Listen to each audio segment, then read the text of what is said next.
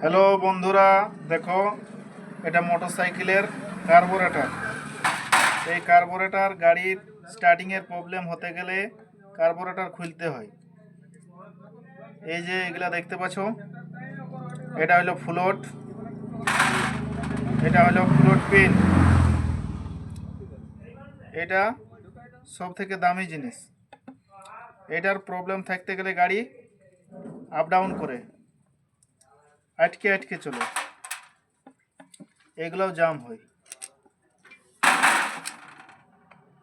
জাম থাকতে গেলে গাড়ি ঠিক মতন চলবে না। এগুলা খুলে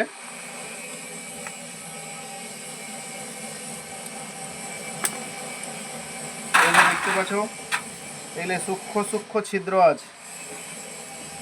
এই ছিদ্রগুলা জাম হয়ে যাওয়ার কারণে এই প্রবলেমটা হয়।